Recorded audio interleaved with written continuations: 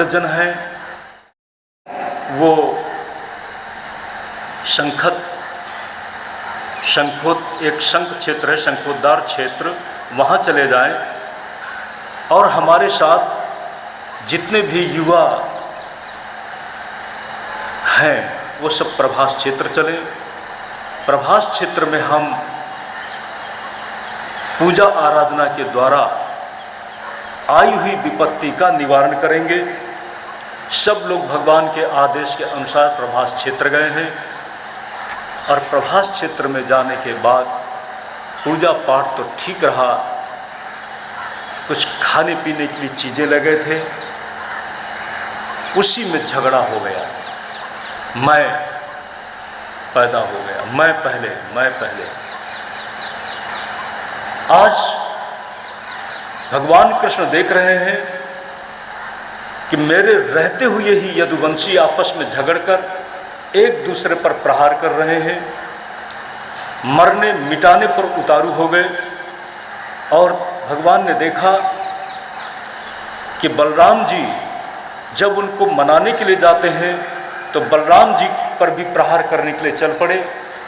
भगवान खुद बीच बचाव करने के लिए उतरते हैं तो भगवान पर भी प्रहार करने के लिए उतर पड़े और उस मैरेयक नाम की मदिरा को पी लिया था जो बुद्धि को चलित कर दे, और उसी के नशे में उनका मैं हिंसक बन गया और कुछ नहीं। तो वहाँ पर उगी हुई घास को उठा करके लोग प्रहार करने लगे।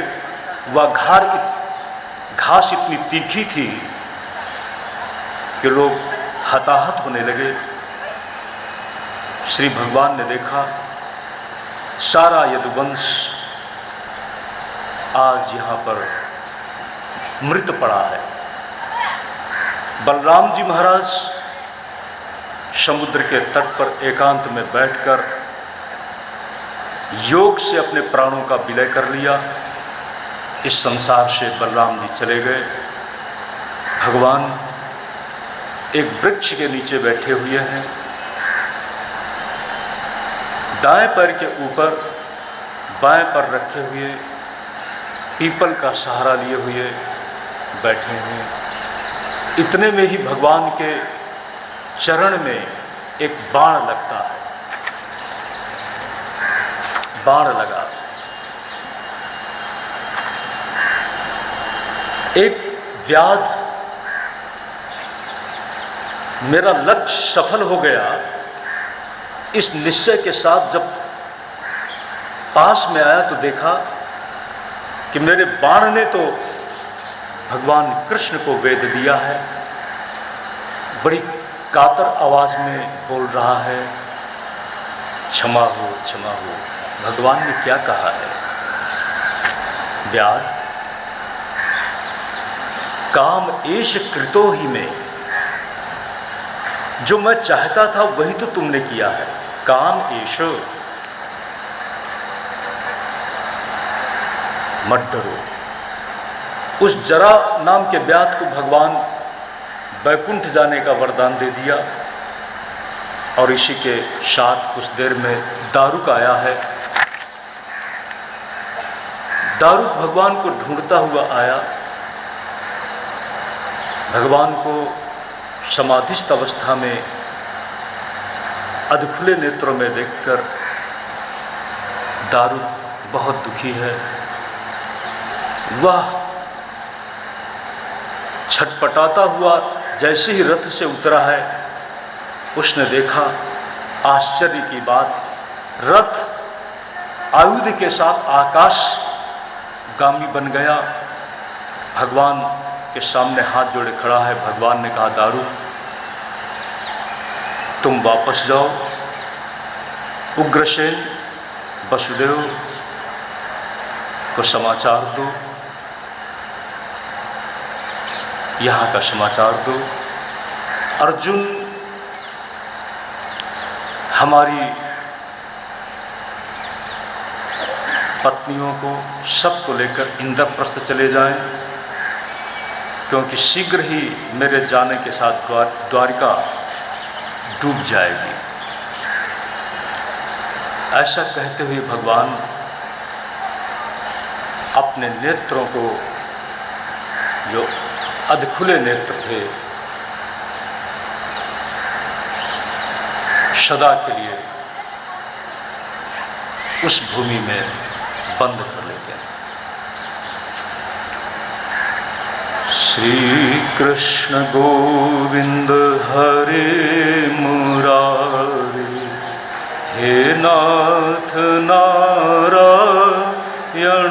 वासुदेवो। कृष्ण गोविंद हरे मुरारे, हे नाथ नारायण वासुदेवो। कृष्ण गोविंद हरे मुरारे, हे नाथ नारायण वासुदेवो।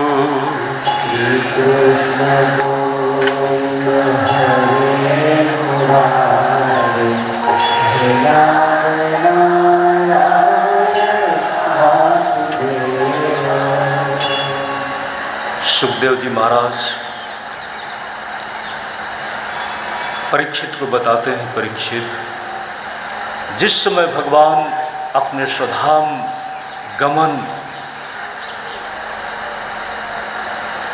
की इस भावना में थे, उसी समय अंतरिक्ष में सभी सिद्ध देव, ब्रह्मा, भगवान शंकर उपस्थित थे।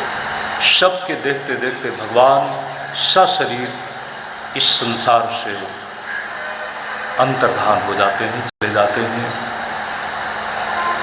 परीक्षित, जीवन का अंतिम सत्य यही है। इसके बाद परीक्षित को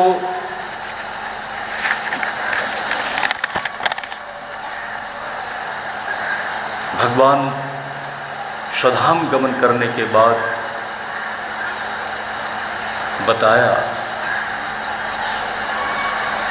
जब रुक्मिणी आदि रानियों को पता चला तो यहाँ पर ऐसा बताते हैं, अत्यंत शोकाकुल होकर सब आए हैं। वसुदेव, उग्रसेन सब भगवान के जाने का समाचार सुनकर रह नहीं सके, जीवित नहीं रह सके, सब अचेत होकर गिरे और सबके प्राण चले गए। कुछ रानियों ने अपने अपने स्वामियों के साथ, भगवान तो सशरीर चले गए थे, अपने आप को अग्नि में आहुत कर दिया। रुक्मिणी जी भी उन्हीं में है। रुक्मिणी जी भी अपने शरीर का उत्सर्ग अग्नि प्रवेश के साथ कर दिया है। इस भगवान की अंतिम लीला का करुण दर्शन करते हुए, वर्णन करते हुए सुखदेव जी महाराज परीक्षित से कहते हैं, परीक्षित, तुम्हारे भी जीवन का अंत बहुत समीप है। अभी तक मैंने जो तुमको उपदेश दिया, उस उपदेश का इतना ही सार है कि अपनी अंतरात्मा को अज है, अमृत है, निर्विकार है, इस आत्मा को जो अविनाशी सच्चिदानंद स्वरूप ईश्वर है, उसमें अपने आप को समाहित कर दो। संसार का कृत्य, संसार की कथा इसी के साथ समाप्त हो जाती है। परीक्षित, कथा इमास्ते कथिता महीयशाम, जो भी मैंने तुम्हें कथाएं सुनाई हैं उन कथाओं के कुछ ऐसे चरित्र थे। विताय लोकेषु यशः परेयुषाम, इस संसार में रहकर लोग अपने अपने प्रारब्ध से नियत कर्म को करके शरीर की काल मर्यादा पूरी होने के साथ चले गए। जो कुछ भी मैंने कहा उसका परमार्थ, परम तत्व तो इसी में है। आत्मा का श्रेय तो इसी में है कि अपने आप को भगवानमय कर दो। ये संकल्प ही छोड़ दो कि मैं शरीर हूँ, मैं मरूंगा। तुम शरीर नहीं हो, तुम अजर अविनाशी अमृत स्वरूप दिव्य चिन्मय सनातन उस परमात्मा का ही रूप हो। इतना कहने के बाद सुखदेव जी जानना चाहते हैं, परीक्षित, अभी तुम्हें किसी तरह का भय है? अभी तुम्हें कुछ सुनने की इच्छा है? नहीं। आपके उपदेश से अब मेरा मन, मेरी बुद्धि, देह और इस देह की व्यवस्था चलने वाली संसार के साथ हट चुकी है। परीक्षित जी ने सुखदेव जी महाराज का वंदन किया है, पूजन किया है। आपने मेरे अंदर के विज्ञान दीप को खोल दिया। आपके शब्द के द्वारा, उपदेश के द्वारा प्राप्त जो ज्ञान प्रदीप है, अब संपूर्ण अंधकार शांत हो चुका है। मैं और मेरे के साथ अन्य की प्रतीति का द्वैत भी खत्म हो चुका है। धन्यवाद की भावना के साथ परीक्षित जी शांत हो जाते हैं और कहते हैं, समय हो रहा था। सुखदेव जी महाराज वहाँ से प्रस्थान कर जाते हैं। ऋषि मुनि मंडली भी प्रस्थान कर रही है और परीक्षित जी शांत, महाशांत समाधि की स्थिति में है और तक्षक सर्प आकर के उनको डस लेता है। समीप में सूचना दी थी, 7वें दिन तक्षक के द्वारा डसे जाने के साथ अंत हो जाने की।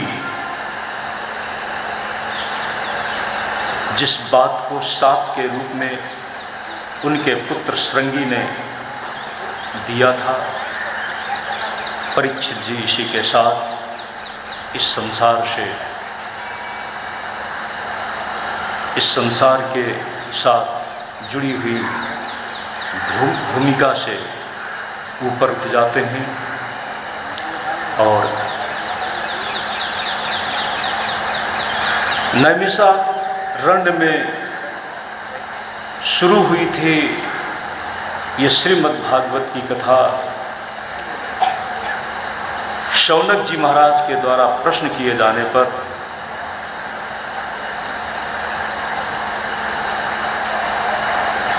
सूत जी ने कहना शुरू किया था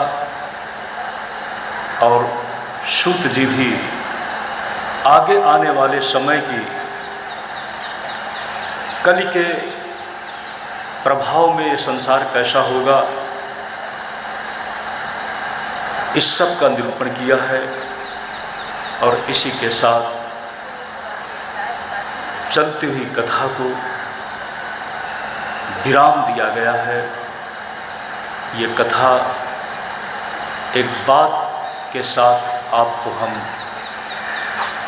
पूर्ण विराम में ले चलेंगे। श्रीमद् भागवत के अंतिम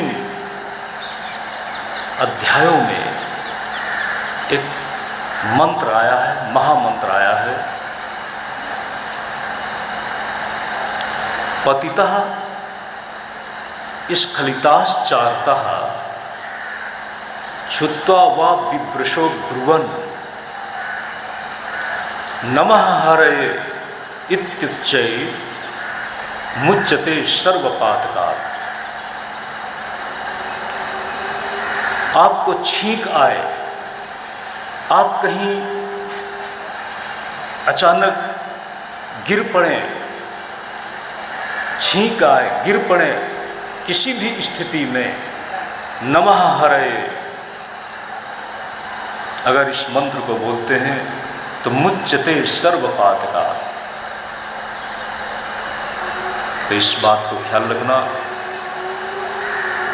और इसी के साथ हम भगवान के नाम के साथ श्रीमद् भागवत को फिर से आज प्रणाम करते हैं।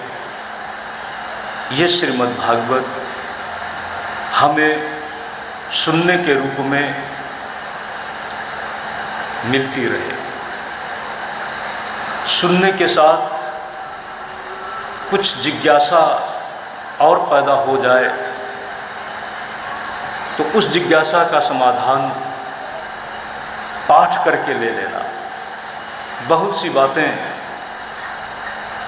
हम सुना नहीं पाए और बहुत सी बातें हमारे बोलने पर भी आप सुन करके याद नहीं रख पाए, पढ़ना भी। ये श्रीमद् भागवत सेवनात् श्रवणात् पाठात् दर्शनात् पापनाशिनी, पाप को नष्ट करने वाली है। ये भगवान का वाङ्मय शरीर आपके अंदर भावमय शरीर बन करके झलकता रहे। भगवान वासुदेव श्री कृष्ण ही श्रीमद् भागवत के केंद्र में है। श्री कृष्ण शरणं मम, श्री कृष्ण शरणं मम, श्री कृष्ण शरणं